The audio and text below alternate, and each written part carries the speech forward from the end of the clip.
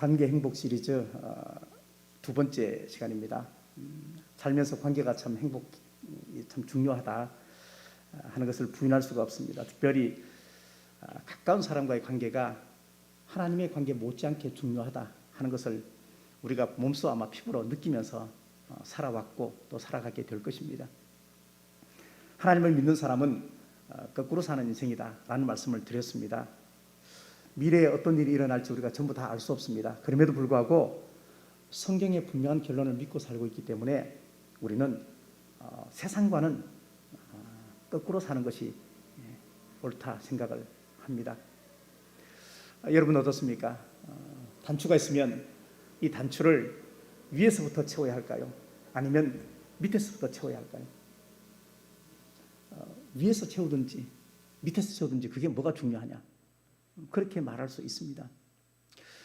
그렇지만 사람이 살아가는 과정과 또 믿음의 어떤 영적인 질서를 생각해 보면 밑에서 위에서 아무렇게나 하는 것이 중요하지 않습니다. 기준이 있고 정확한 분별이 필요하다 하는 것을 이야기를 합니다. 영적인 질서, 신앙생활의 질서 중요합니다. 그 질서가 강요를 하거나 아니면 강압적인 것이 아니고 본질을 잘 알고 실패하지 않도록 살아가는 지혜가 영적 순서 속에 있다 하는 것입니다. 세상을 거꾸로 사는 사람들, 예수 믿는 사람들입니다. 근데 점점 세상을 거꾸로 살아야 하는데 그것을 뒤집어 또다시 거꾸로 사는 사람들이 있다 하는 것입니다. 이 말은 하나님을 믿으면서 하나님 믿지 않는 사람처럼 세상 사람들과 똑같이 사는 사람들이 점점 많아집니다. 코로나가 오면서 또 현대 시대가 되면서 교회 안에 자유주의와 또 세속화의 물결이 거세게 밀려 들어오고 있습니다. 과거의 신앙의 전통들이 다 무너지고 있습니다. 그러면서 하나님에 대한 기대는 여전히 똑같이 하고 있습니다.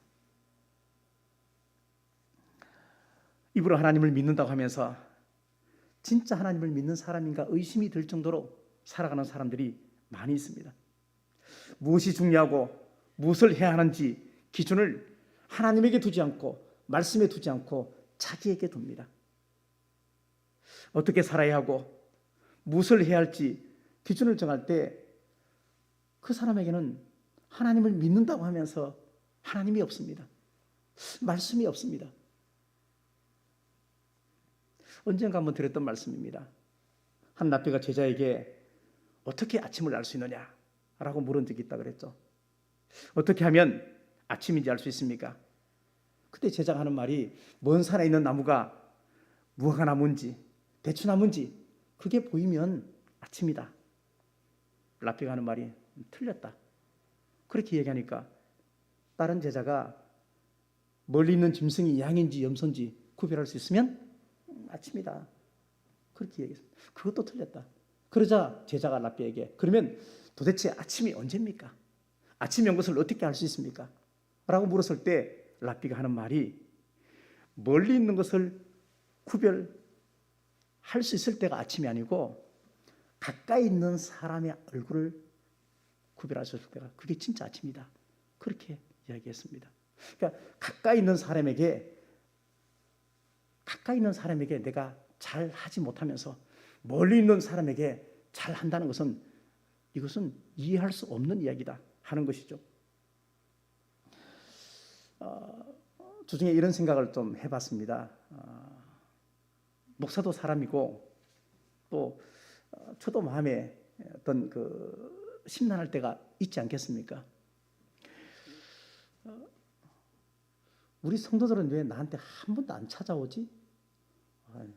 안 찾아오는 게 참 좋을 법한데 저는 그런 생각이 들었습니다.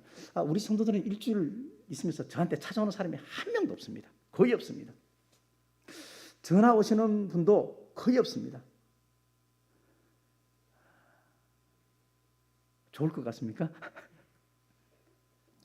근데 저는 일주일 내내 사람들을 찾아다닙니다. 일주일 내내 전화합니다.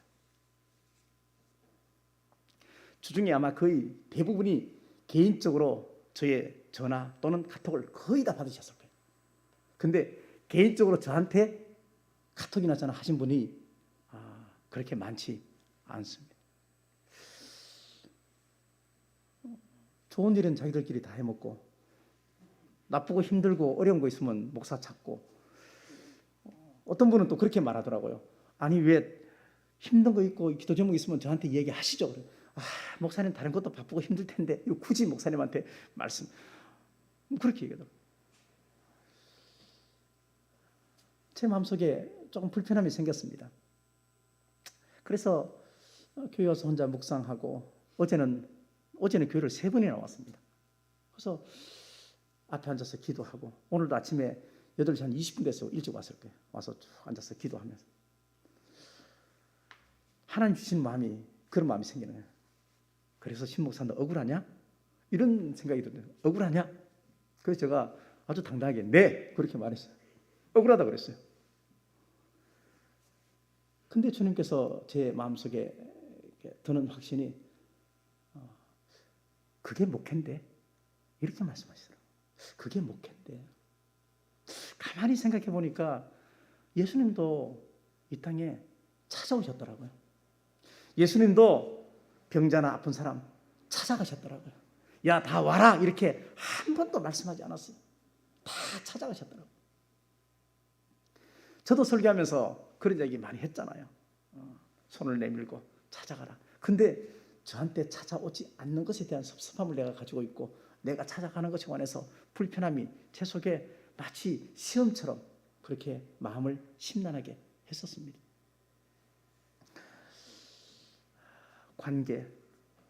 관계와 연결된 행복, 이것은 결코 연관되어 있습니다. 마음이 참 중요하다는 생각을 늘 자주 합니다. 보통 사람에게는요 4가지 마음이 있다 그래요. 이 4가지 마음을 잘 지키면 참 좋겠습니다. 저도 잘 못 지킵니다. 첫 번째가 초심입니다. 초심. 흔히 첫사랑 그렇게 말합니다. 내가 끝까지 갈 수 있게 하는 힘이 초심입니다. 마지막까지 가게 하는 능력이 초심입니다. 그래서 우리는 첫사랑 초심 잃지 말자. 왜? 초심을 잃어버리면 변질되고 타협한다. 이런 기도 참 많이 했습니다. 초심. 두 번째 마음이 있는데 진심입니다. 진심. 사람은 눈치가 백단입니다. 그죠? 아무리 웃고 친해 보여도 저 사람이 정말로 나를 진심으로 위해주고 사랑하는지 압니다. 영적인 동물이기 때문에 다 알아요. 앞에서 웃는다고 그게 진심인지 아닌지 사실은 생각해 볼 거 없는데 나도 모르게 계산이 되어진다는 거죠. 진심. 세 번째는 뭐냐면요, 중심이에요. 중심. 내 마음의 중심에 과연 뭐가 있는가? 그렇죠? 내 마음의 중심에 뭐가 있는가? 중심이 흔들리면 다 흔들립니다. 그러니까 하나님이 우리의 중심을 보신다, 그렇게 말씀하셨어요. 내 중심에 예수 그리스도, 내 중심에 하나님의 말씀이 늘 성령께서 좌정해 계시느냐? 그러면 누가 별로 성경적이지 않는 이야기해도 내가 흔들리지 않아요. 네 혼자 지적이라. 나는 흔들리지 않는 거예요. 근데 이 중심을 내가 놓치면 계속해서 키가 얇아져요. 그렇죠? 그러면 그게 휩쓸리게 돼 있어요. 그러니까 하나님 보시기에, 중심을 보시는 하나님 보시기에 하나님이 기뻐하는 일이라면 나는 할 수 있어야 돼요. 그게 신앙이고 그게 믿음인 것이죠. 네 번째가 뭐냐면요, 합심이에요. 합심. 개인이 탁월하면 좋습니다. 개인이 똑똑하면 참 좋은데 혼자서 못해요. 어떻게 혼자서 다 합니까? 우리는 더불어서 함께 살아가는 존재입니다. 하나님이 그렇게 창조하셨어요. 하나님이 그렇게 지으셨어요. 그래서 우리는 합심해야 돼요. 함께 힘을 모아야 돼요. 이 4가지 마음이 너무너무 좋은데 저도 잘 못 지키고 우리도 이게 참 숙제처럼 잘 지켜지지 않습니다. 근데 주변에요, 행복하게 사는 사람들, 신앙생활 잘 하는 사람 보면요, 이 4가지 마음을 잘 지켜요. 첫 번째가 뭐라 그랬어요? 자, 벌써 다 까먹었어. 할렐루야, 얼마나 좋은지 모르겠어요. 자, 따라합니다. 초심을 지키자. 진심을 잃지 말자. 중심이 흔들리지 말자. 합심하자. 그래요. 자, 요 4가지 마음을 잘 지켰으면 참 좋겠습니다. 리더십에 강사했던 맥스웰 목사님이 계십니다. 맥스웰 커피 이 아닙니다. 이름이 맥스웰입니다. 목사님께서 갈등 해소를 위해서는요 101%가 중요하다고 그랬어요. 101%. 101% 이론이 뭘까? 100%가 달라도 1% 같은 공통 부모를 찾으면 그 사람하고 친해질 수 있대요. 이 맥스웰 목사님이 어느 교회에 부임했습니다. 부임했더니만도 자기를 너무나 힘들게 하는 성도가 있는 거예요. 자기를 너무나 힘들게 사사건건 반대하고 설교하면 설교 잘못됐다고 이야기하고 사사건건 반대하는 집사님이 계십니다. 이 사람을 어떻게 설득을 할까? 아무리 고민해도 답이 안 나오는 거예요. 그래서 이 101% 이론을 적용시켰습니다. 그 사람하고 나하고 공통점이 뭘까 생각을 해봤어요. 해봤더니만도 그 집사님이 아이를 입양했어요. 근데 이 백설 목사님도 아이를 입양했던 거예요. 그래서 자기가 입양했던 그 딸을 그 집에 신방 갈 때 데리고 갔어요. 그러면서 그 띵동하고 나왔을 때 그 집사님을 아무 말 없이 딸이 그 집사람 안아주는 거예요. 딸이. 근데 그 핍박하고 반대하던 그 집사님이 목사님의 가정 형편을 모르지 않아요. 다 아는 거죠. 저 딸이 입양한 딸인 걸 아는 거죠. 근데 입양한 그 딸이 자기를 안아주니까 마음이 다 무너져 버렸어요. 엉엉 울면서. 그러면서 목사님의 가장 협력자가 되었다. 그런 이야기를 들어보았습니다. 관계 회복에서 중요한 키포인트 중에 하나가 뭐냐면 공통 부모 찾기입니다. 내가 누구하고 친할 때. 그래서 우리는 사람을 만나면 저기 고향이 어디 있습니까? 뭐 고향이 틀리면 그 다음에 뭐 혈액형이 무엇입니까? 뭐 이런 이야기 계속해서 공통 부분을 찾아가는 것이죠. 뭔가 하나 끈을 잡아서 너하고 나하고 친하다 하는 것을 이렇게 드러내기 위한 과정이겠죠. 부부 사이에 어떤 공통점이 있습니까? 잘 없습니다. 그렇죠? 잘 없습니다. 근데 부부 사이에 공통점이 다 없다 해도 성도 다르고 뭐 혈액형도 다르고 지하고 내하고 가치관도 다르고 먹는 음식도 좋아하는 것도 틀리고 다 틀려도 부부 사이에 가장 큰 공통점은 예수 믿는 거예요. 그러니까 하나님 믿는 것이 공통점이 있으면 이 공통점이 나머지 모든 것을 다 덮을 수 있다. 이게 얼마나 감사한 일인지 알 수 없다는 거예요. 오늘은 부모와 자녀 사이를 함께 생각해 보려고 합니다. 사실 불편한 주제입니다. 부부 사이 관계보다 더 불편한 주제가 부모 자식 사이 관계입니다. 저도 부모이면서 저도 자녀입니다. 여러분들 보면 거의 대부분이 부모이시면서 또 자녀이기도 합니다. 너무나 소중한 관계이고 이 관계가 깨어지면 절대 안 되는데 분명히 짚고 가야 할 여러 가지 문제가 오늘 말씀 속에 있습니다.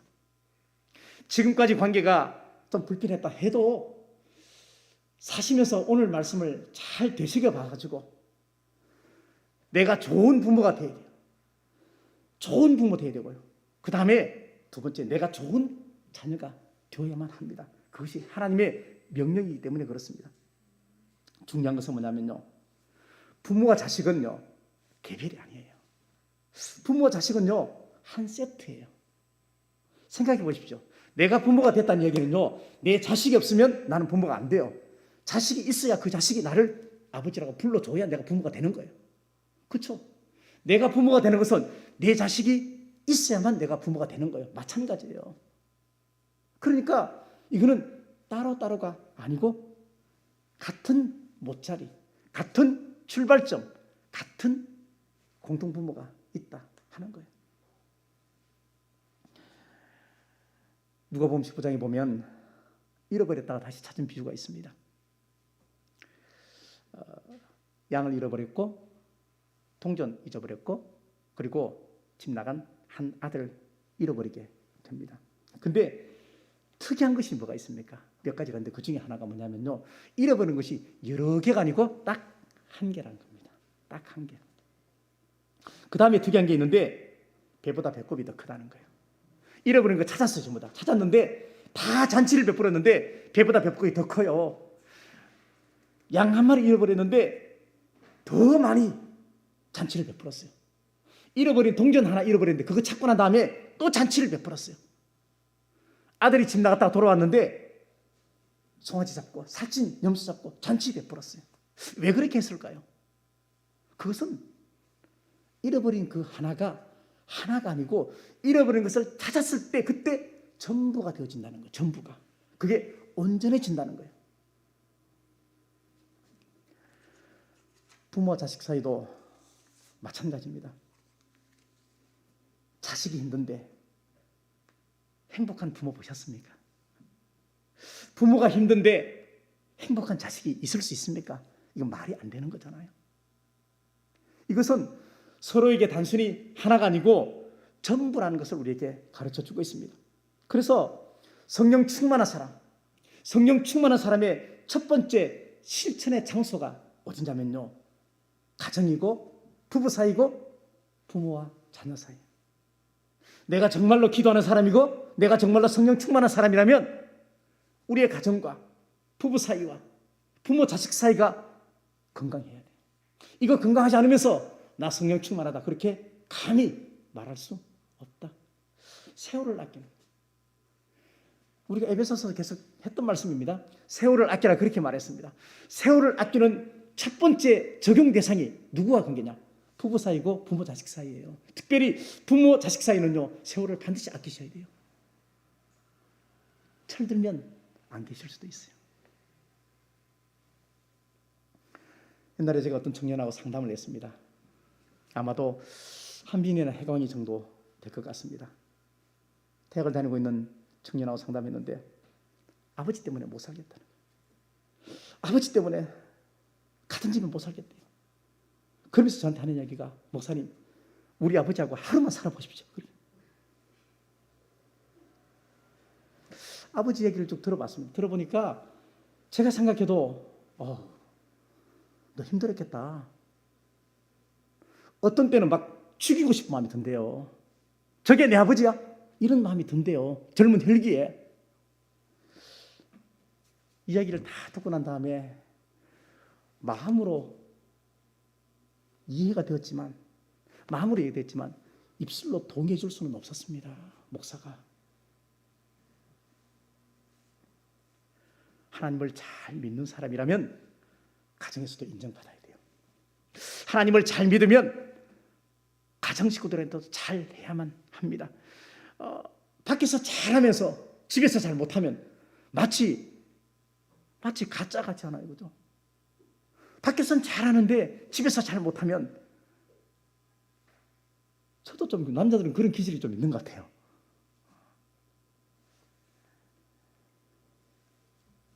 부모 자녀 사이 어떻게 해야 할 것인가? 성경이 주시는 결론이 오늘 본문에 나와 있는데 함께 따라가 보겠습니다. 1절 말씀에 자녀들아 주 안에서 너희 부모에게 순종하라, 이것이 옳다, 이렇게 말합니다. 자녀들아 라고 부릅니다. 자, 그러면 자녀들 이렇게 불렀습니다. 여기 자녀는 누구를 부르는 것입니까? 우리? 예수 믿는 우리? 아니에요. 여기서 말하는 자녀들아 하는 말은 뭐냐면요, 예수 안 믿는 모든 사람을 다 이야기하는 겁니다. 이 성경은 예수 믿는 사람을 위해서 쓴 게 아니에요. 우리 모든 사람을 위해서 쓴 거예요. 단지 우리는 이 말씀을 믿는 사람이고 예수 안 믿는 사람은 이 말씀을 안 믿는 사람이죠. 여기서 말하는 자녀들아 라고 하는 말은 세상에 살고 있는 모든 사람들을 이야기합니다. 그렇다면 세상의 모든 사람들도 부모님에게 순종하는 것이 옳다. 그러면 하물며 예수 믿는 너희가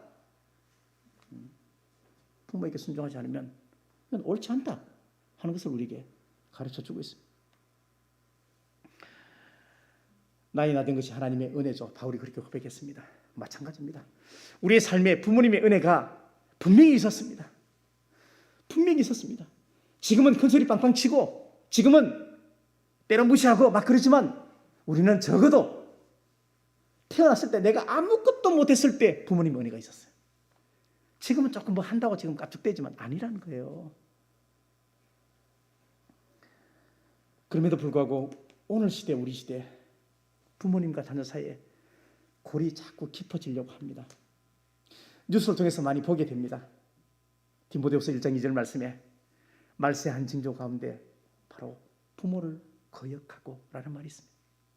로마서 1장 30절 말씀에 부모를 거역하는 것은 영적인 현상이다라고 얘기하고 있습니다. 이만큼 중요하다는 것을 우리에게 강조합니다. 오늘 1절 2절에서 회복해야 될 것이 두 가지가 있다라고 얘기합니다. 첫 번째, 순종하는 것입니다.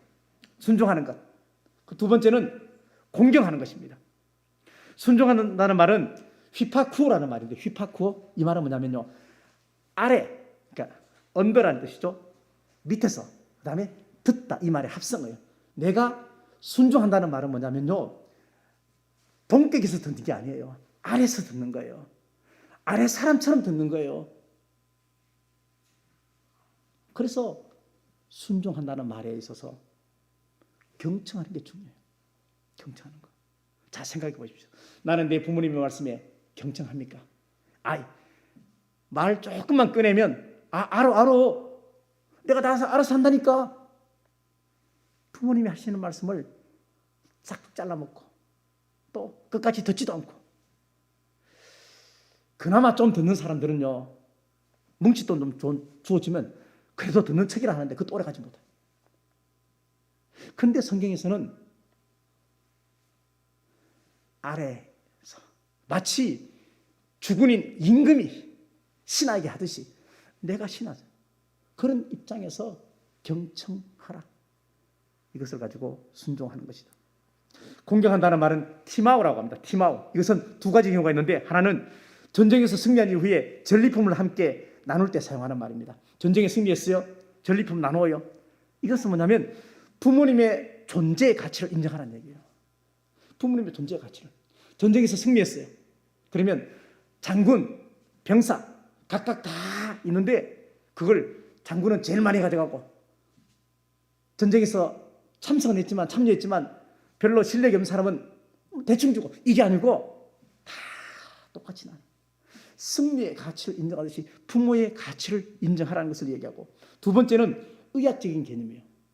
여기서 말하는 티마오는요, 가장 무겁다는 뜻이에요. 가장 무겁다. 우리 신체 장기 중에서 뭐가 제일 무거울까요? 우리 몸 안에 있는 장기 중에서 가장 무거운 게요, 간이래요. 간이 제일 무겁대요. 자꾸 간이 배 밖에 나오는데 간이 제일 무겁대요. 이 이야기는요, 부모님을 제일 무겁게 생각하래요. 부모님을 제일 가치 있게 인정해줘라, 그런 얘기예요. 이게 순종과 공경의 원래 의미예요. 순종한다는 것은 부모님 말씀에 귀를 기울이고 함께 대화하고 함께 공감해 주는 것입니다. 부모님을 한번 보십시오. 우리도 그 길을 걸어가게 될 것인데, 부모님은 연세가 드시면서 계속해서 약해짐을 경험합니다. 젊은 우리는 잘 몰라요. 그렇지만 부모님은 하루하루 다른 자신의 몸을 느끼게 됩니다. 그러면서 몸도 약해지고 경제력도 점점 없어지고, 그렇죠? 그러면서 자주 만나는 사람도 잘 못 만나게 되고 여러 가지 상실과 결핍이 오는데, 경청해 주지도 않고 자식이 들어주지도 않고 자식이 찾아오지도 않고 자식이.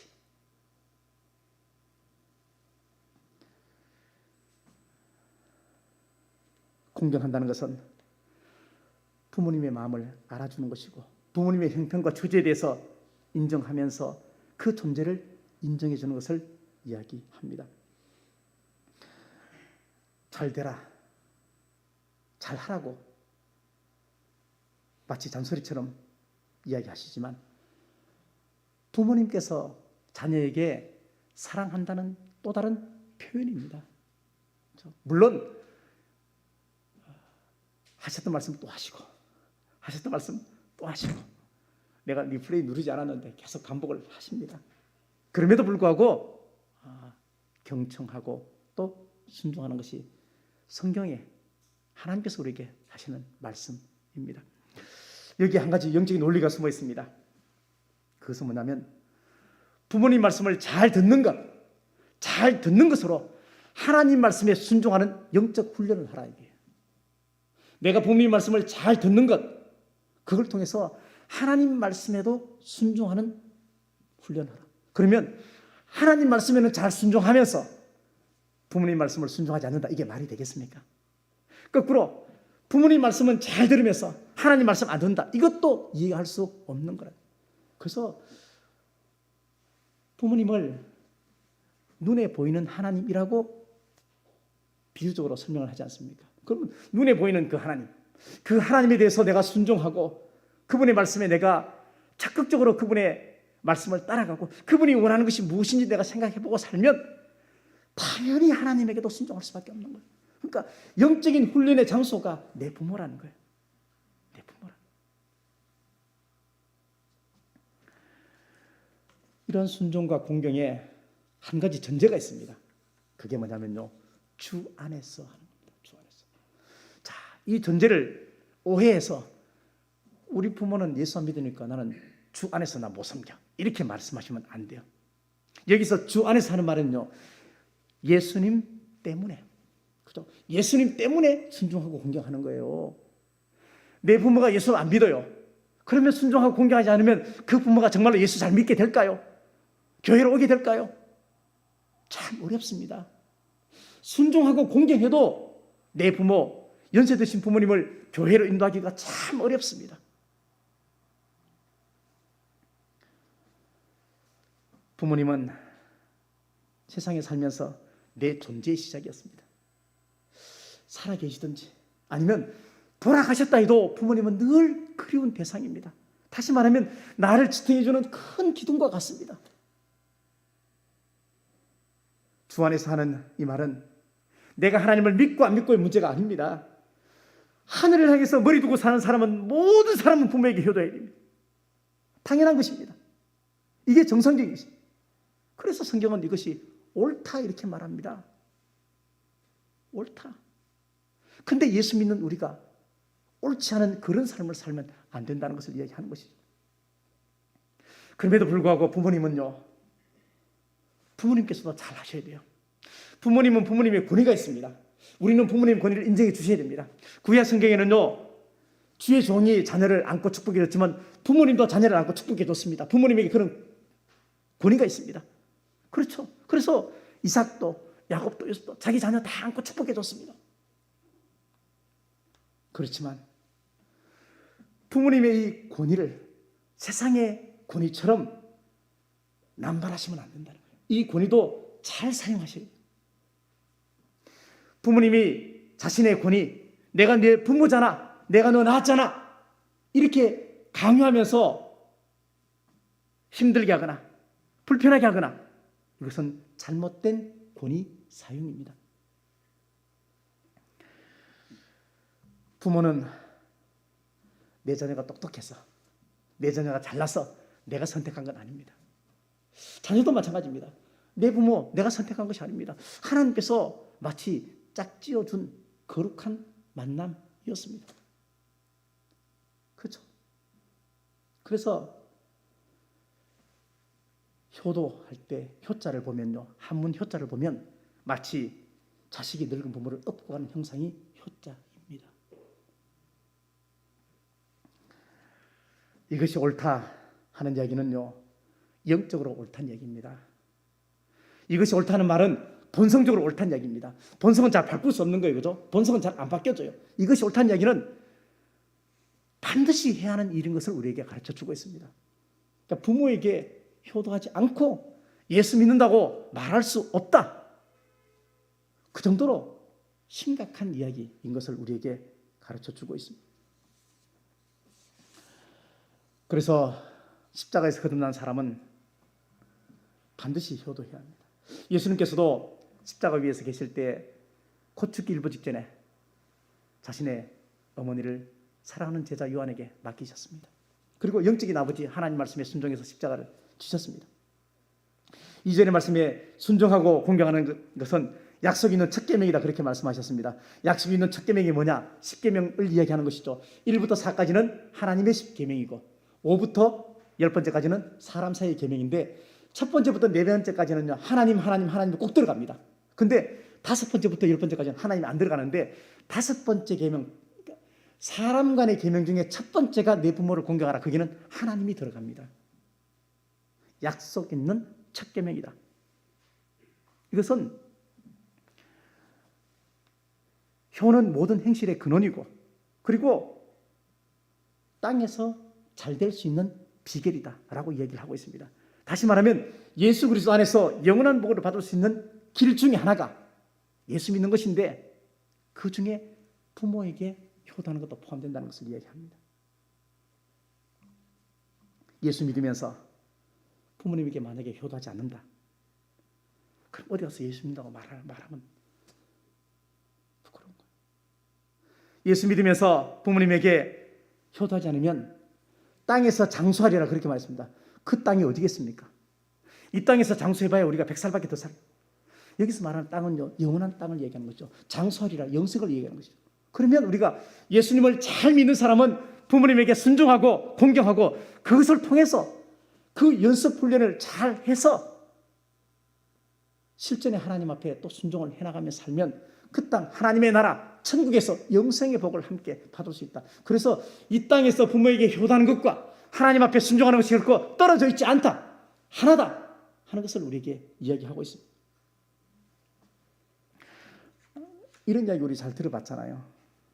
내 자녀 보면, 내 자식 보니까 제가 내 얼굴만 닮은 게 아니고 말하는 것도 나 닮았고, 그렇죠? 마음도 닮았고, 쟤 보면 영락없이 나하고 닮았다 그렇게.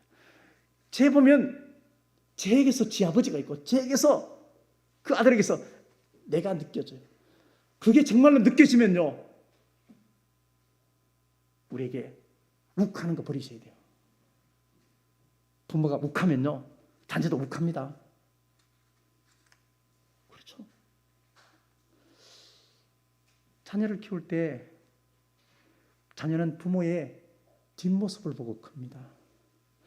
앞에서 웃고 막 그래도 집에 가서, 그렇죠? 사람들 많을 때 이야기보다 없을 때 부모가 나를 대하는 태도, 자식은 부모의 뒷모습을 보고 크는 겁니다. 그런 거 자식들이 모를 것 같습니까? 다 압니다. 다 알죠.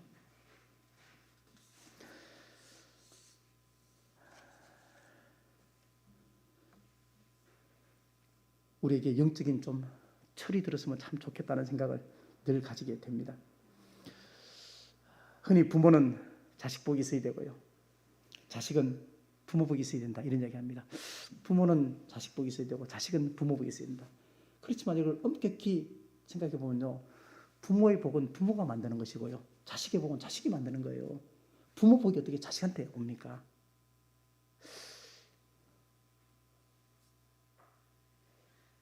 스스로 만드는 것이죠. 스스로 만드는 것이죠. 부모된 우리가 건강하게 살고 바르게 살고 하나님 잘 섬기면서 살면 자식도 그 본을 따라서 가는 것이고, 내가 예수님을 대충 믿으면 내 자녀도 하나님을 대충 믿게 되는 것입니다.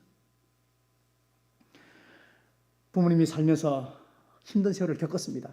당연합니다. 부모님이 사시면서 힘든 세월을 살았습니다. 그렇지만 자녀도 지금 힘들게 살고 있습니다. 그 인정해 주셔야 됩니다. 우리 모두는 다 힘들게 살아가고 있습니다. 근데 중요한 것은 나만 힘들게 살았다고 그것을 쏟아내기 시작하면 거울의 법칙에 적용됩니다. 다시 말하면 나만 힘들다고 말하면 그 자식이 그래 힘들었지 말하면서 나도 힘들었어라고 거울처럼 반사해서 이야기한다는 것입니다. 이게 거울의 법칙입니다. 자녀가 왜 부모의 말에 거역할까요? 거역하면 안 되지만 왜 거역할까? 조슈아 콜먼이 쓴 책에 보니까 이렇게 되어 있습니다. 아무리 가까운 가족 사이라 해도 서로의 삶을 다 알 수 없다는 것을 인정해야 된다는 거예요.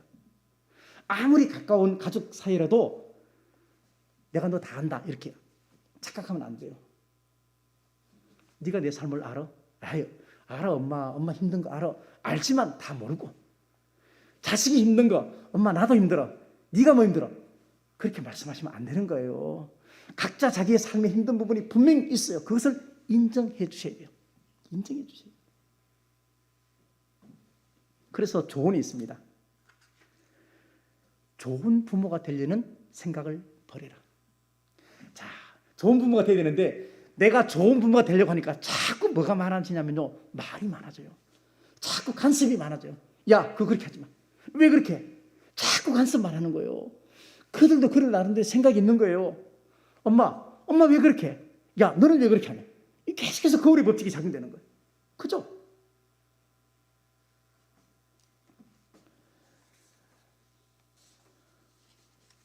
황지영 교수가 쓴 책 가운데 사이 좋은 부모 생활이라는 책이 있는데 여기서 우리에게 신앙인에게 한 가지 팁을 주더라고요. 그게 뭐냐면 세상의 모든 사람은 다 선택장애를 가지고 있대요. 선택장애. 그래서 짜장면, 짬뽕, 그래서 짬짜면 나왔잖아. 그죠? 선택장애가 다 있어. 예수 믿는 부모는 내 자녀의 삶에 있어서 하나님을 선택하도록 해주는 선택장애가 없도록 반드시 해야 된다.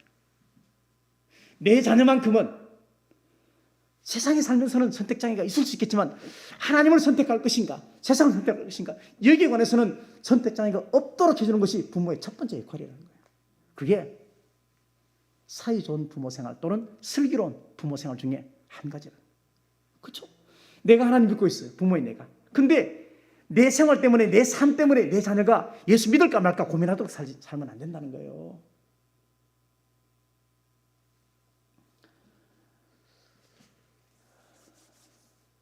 옛날에 제가 미국에 갔다 온 적이 있습니다. 이제는 비행기를 우리 거의 못하지만 미국에 갔다가 필리핀은 괜찮았습니다. 그런데 미국 갔다 오면 제일 먼저 힘든 게 뭐냐면요, 시차 적응이 잘 안 돼요. 그렇죠? 시차가 오래 있기 때문에 시차 적응이 잘 안 돼요.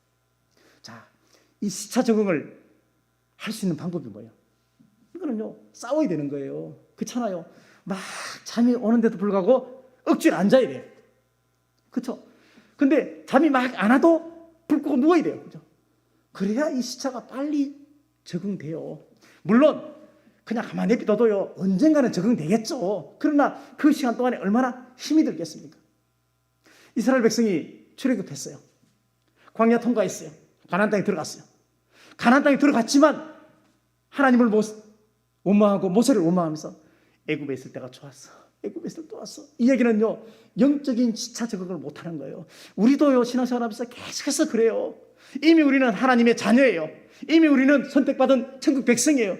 이미 우리는 하나님의 아들, 딸 되었어요. 근데도 여전히 세상을 그리워하고 양다리 걸치고 아직 시차 적응이 안 돼 있는 거예요. 노력하셔야 돼요. 애를 쓰셔야 돼요. 싸우셔야 돼요. 그냥 가만히 두면요, 어느 순간에 내가 예수님을 어떤 사건을 통해서, 어떤 공간에서, 누구를 통해서, 나의 어떤 큰 일을 통해서 하나님을 믿게 되는 기회가 있을 수 있긴 하겠지만요, 그 시간이 얼마나 아까워요. 그 시간이 얼마나 방황할까요?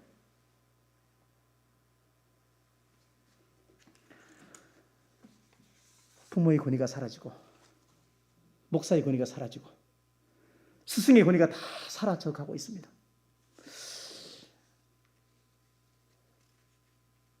부모님의 어떤 상황을 보고 우리가 효도하는 거 아닙니다. 내 부모가 부자기 때문에, 내 부모가 뭔가 가지고 있기 때문에, 내 부모가 나에게 유산을 줄 것 같으니까 내가 부모님에게 효도하는 거 아니에요. 만약에 정말로 상황 때문에 부모에게 효도한다면요, 우리 내 자식한테 효도 못 받아요. 받을 수 없어요.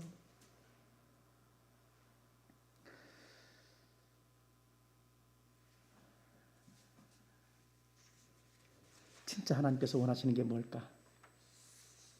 두 가지 얘기를 하고 설교를 마치겠습니다. 어느 교도소에서 재소자들이 체육대회를 했습니다. 20년 이상 장기 복무를 했지만 모범수인 사람들만 중심으로 해가지고 가족을 초청해서 체육대회를 했습니다. 마치 초등학교 운동회처럼 체육대회가 너무너무 좋았습니다. 웃었습니다. 기쁨이 있고 음식이 있고 잘 나왔습니다. 근데 마지막 하이라이트가 뭐냐면요, 부모님 업고 달리기입니다. 모범수가 자기 부모님을, 어머니를 업고 달리는 거예요. 출발선에 다 섰습니다. 업었습니다. 그리고 땅! 총을 쏘는데 아무도 빨리 안 달리는 거예요. 빨리 가서 1등 해야 되는데 1등이 의미가 없어요. 나를 낳아준 내 부모를 내가 업고 가면서 죄책감과 미안함 속에서 울고, 옆에 있는 어머님은 그 아들 눈에 흐르는 눈물 닦아주고, 그러면서 천천히 천천히 가는 게 더 좋아요. 조금이라도 더 엄마 내가 살붙이 부대끼면서 이렇게 있는 게 좋아요.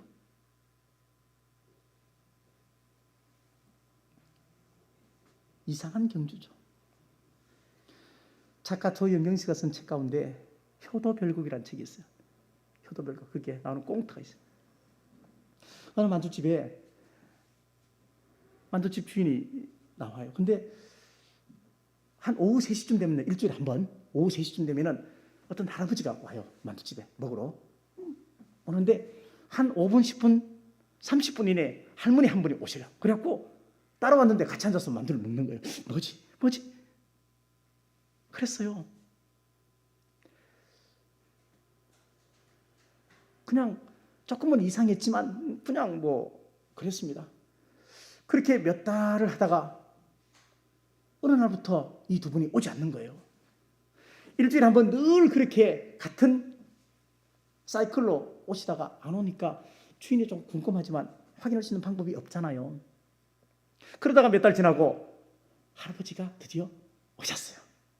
주인 생각에 5분 정도 지나면 할머니가 오시겠거니 생각했는데 1시간 지나도 오지 않는 거예요. 궁금해서 물어봤어요. 할아버지, 할머니는요? 우리 마누라 천국 갔어. 그 전까지는 저 둘 사이가 뭐지? 그랬는데 부부인 거예요. 그리고 돌아가셨대요. 그러면서 자기 삶의 보따리를 내려놓는데 할아버지는 수원에 계시고 할머니는 서울에 계시고. 왜 그렇게 했어요? 자식들이 한 집에서 다 모시기 불편하니까 부부를 따로 떼가지고 큰아들은 아버지를, 둘째는 엄마를 이렇게 모시는 거예요. 일주일에 한 번 여기서 만나는 만두집에서.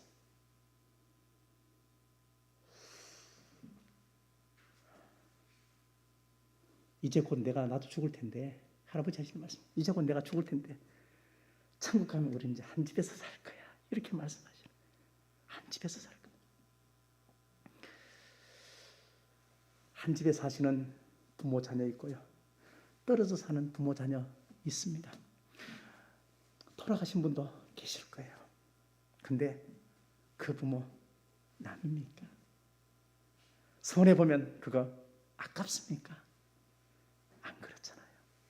손해보는 게 더 성경적이고 더 우리의 세상 사람들도 그렇게 하는 방법 아니겠습니까?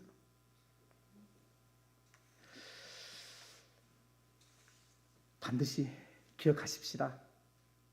부모님이 늙어가면서 우리도 따라 늙어간다. 부모님이 원하는 게 그렇게 큰 게 아니더라고요. 전화 한번 해주고 그냥 뜬금없이 찾아가서 밥 한 끼 사주는 게 아닌 거예요. 밥 한 끼 먹어주면 돼요. 가면 밥 해준다고 이상하게. 그쵸? 해줘요. 그리고 가족도 데려와서 그냥 있어주고. 적이 아니잖아요. 같은 편이잖아요. 화목해야 되잖아요. 정말 내가 성령 충만하고 정말 내가 기도하는 사람이고 내가 정말로 하나님을 믿는다면 나의 세월만 아끼는 것이 아니고 부모님의 세월도 아껴줘야죠. 자식이 언제 끝날지 모르는데. 그렇습니다. 사랑하는 성도 여러분, 믿음의 눈을 가지고 좀 활짝 여시고요, 살아계시면 더 잘해주시고, 내 자녀 힘들겠거니 생각하시고 부모님도 자녀 생각 좀 해주시고요. 그냥 고리만 가지고 너는 왜 그렇게 못해? 그렇게 말씀하지 마시고요. 다 힘들게 살아가는 것은 분명합니다. 그러나 자신인 우리는 그래도 생물학적으로 시간이 조금 더 남았다는 거잖아요. 그리고 나도 늙어간다는 것이에요. 거울을 보십시오. 거울 보시면요, 영락없이 우리는 부모님의 모습을 닮아가고 있어요. 근데 그 거울 속에 비친 모습에 흰머리가 생기고 후회할 때 우리 부모님은 안 계실 확률이 많아요. 자, 그렇습니다. 우리 모두가 하나님께서 기뻐하시는 바른 관계, 힘들고 어려워도 마음 꽁하지 마시고요. 다 마음 꽁 해가지고 막 그러잖아요. 그죠? 마음 꽁 하다가 어느 날 갑자기 꽝 하고 터져도 그 대파 싸우는 거예요. 그러지 마시고 하나님께서 주시는 은혜를 붙잡고 기도하시면서 불쌍히 여기시고 긍휼히 여기시고 한편 더 사랑하고 순종하는 그런 좋은 관계가 되어져서 여러분의 가정 안에 먼저 하나님의 나라 천국이 이루어지고 여러분의 마음속에 하나님의 나라 천국이 이루어지고 그렇게 해서 모여진 우리가 교회 공동체가 더 천국처럼 그렇게 되어가시는 복된 교회 우리 가정 여러분 다 될 수 있기를 간절히 바라겠습니다.